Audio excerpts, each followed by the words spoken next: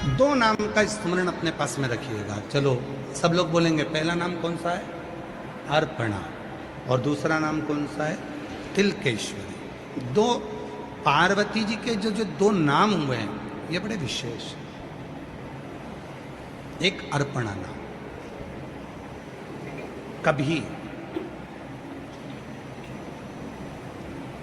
कभी कोई बच्चा शरीर से कमजोर है, बहुत ज़्यादा, उसका शरीर उठता है, खड़ा होता है, गिर जाता है, पाँव काम नहीं कर रहे, हाथ काम नहीं कर रहा, शरीर से बहुत दुर्बल है, बहुत कमजोर, बहुत ज़्यादा कमजोर। तो शिव महापुराण में अर्पणा नाम की महत्वता कही है। सप्त बेलपत्र के कमल बनाना है, थोड़ा समझिएगा। सप्त बेलपत्र का कमल दल बनाना है। सप्त बेलपत्र का कमल दल कैसे बनेगा? जैसे सारी डंडियों को एक साथ कर लो और फिर उसको फैला लो, उसको सप्त बेलपत्र को चारों तरफ कमल दल जैसा, समझ में आ रहा है ना? उस पहले बेलपत्री को सब इकट्ठी कर लो, एक के साथ एक, 7 बेलपत्र एक के ऊपर एक रख कर इकट्ठी करो, और एकाग्रित करने के बाद उन बेलपत्र को चारों तरफ, डंडी बीच में हो और पत्तियों को चारों तरफ घुमा लो, उसको 7 बेलपत्र को कमल दल बना लीजिए। और अर्पणा माँ जगत जननी अर्पणा माता के नाम से किसी भी शिवालय में प्रदोष के समय पर, प्रदोष काल में उसको समर्पित करो।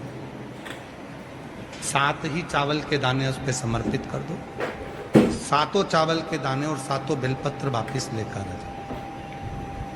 चावल का दाना सुबह के समय पीस कर या भोजन में मिलाकर, वो जो कमज़ोर बच्चा है, जो शरीर से बहुत कमज़ोर है, कोई अगर लकवे से ग्रसित हो जाता है, कोई पैरालिसिस हो जाता है, कोई का शरीर एकदम दुर्बल, कोई बीमारी के कारणवश हो जाता है, नहीं काम करता, उसके लिए भी काम करेगा। चावल का दाना सुबह सुबह पीस कर खिला दो, एक दाना, या फिर भोजन में मिलाकर खिलाओ। बेलपत्र की पत्ती भले सूख जाए, उसको रखकर बारीक पीस कर उसको नरम कर कर या तो भोजन में मिलाकर खिला दो, ऐसे ही खा ले तो ऐसे ही खिला दो। 7 दिन का नियम पूरा पूरा करिए, आपको खुद मालूम पड़ेगा कि 9वें दिन से उसके शरीर में एक ऊर्जा आने लगेगी और वो धीरे धीरे अपने शरीर पर स्थिर हो। अर्पणा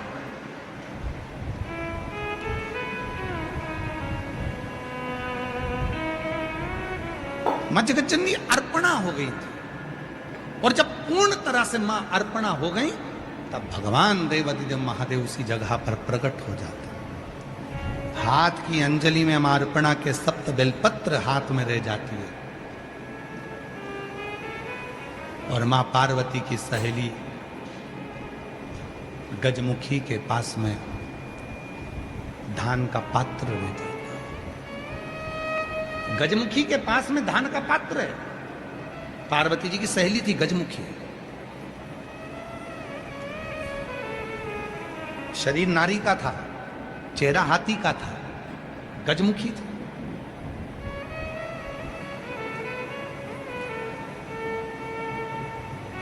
गजमुखी के पास में पात्र है, उसमें धान है, धान हाथ में रह गया। 7 बेलपत्र मां जगत जननी जगदम्बा के हाथ में रह गई और शिव प्रकट हो गए। अर्पणा क्या चाहती हो? आपके लिए ये शरीर ऐसा हो गया, इस शरीर को शुद्ध कर दीजिए। शिव जी ने तुरंत मां जगत जननी को दर्शन देकर, और जो शरीर पूर्ण कमजोर था, दुर्बल था, काला था, शरीर बहुत बहुत हड्डी का ढांचा हो गया था, मेरे शंकर भगवान ने दर्शन देकर, स्पर्श कर कर अर्पणा को फिर वापिस स्वस्थ कर दिया। अर्पणा सबसे पहला नवरात्रे का व्रत, नवरात्रे की उपासना सबसे पहले किसने करी थी? भगवान राम।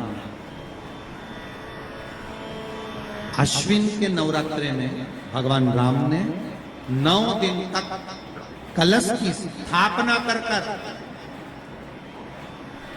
लंकाधिपति रावण को मारने के लिए मां जगत जननी की आराधना करी। भगवान राम ने मां जगत जननी की आराधना, राधा वल्लभ श्री हरि।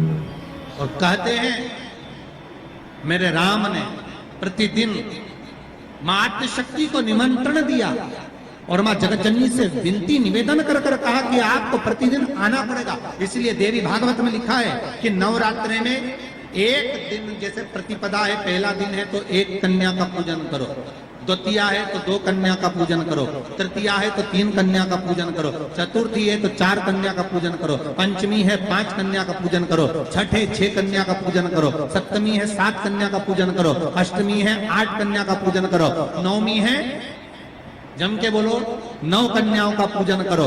और अगर इस तरह से आप पूजन नहीं कर सकते नवरात्रि में तो 9 कन्याओं का पूजन एक साथ या तो अष्टमी के दिन या नवमी के दिन कर दो, या मध्य में बीच में भी आप कर सकते हो एक। पर अगर आपकी कोई कामना है, आपकी कोई इच्छा है, मालूम पड़े, जैसे कई लोग कहते हैं कि हमारी इच्छा है, हमारी वो मकान नहीं बिक रहा, या हमारी वो जमीन नहीं खरीदी जा रही, या हमारी कोई कंपनी नहीं डल रही, या हमारे काम में ये अड़चन आ रही है, तो नवरात्रि में 4 नवरात्रि में से किसी भी नवरात्रि में आप नियम बना लो कि एक कलश की स्थापना कर कर एक दिन में एक कन्या का पूजन कर कर उसको भोजन कराना, लाल वस्त्र देना, लाल चुनरी देना, दूसरे दिन 2 कन्याओं का पूजन कर कर लाल वस्त्र ओढ़ाना, लाल चुनरी देना, तीसरे दिन में 3, चौथे दिन में 4, 5वें दिन में 5, ऐसे 7-9 दिन तक एक एक कन्याओं के क्रम को बढ़ाते बढ़ाते बढ़ाते बढ़ाते आप उस पूजन का विधान प्रबल कर सकते।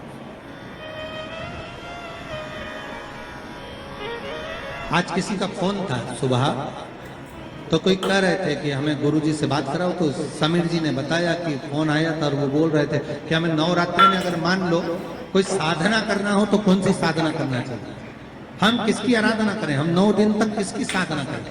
तो अगर बन सके तो देवी भागवत में सबसे सुंदर साधना यही है कि हम एक दिन में एक कन्या के चरण धोकर पूजन कर कर उस कन्या को भोजन कराकर उसका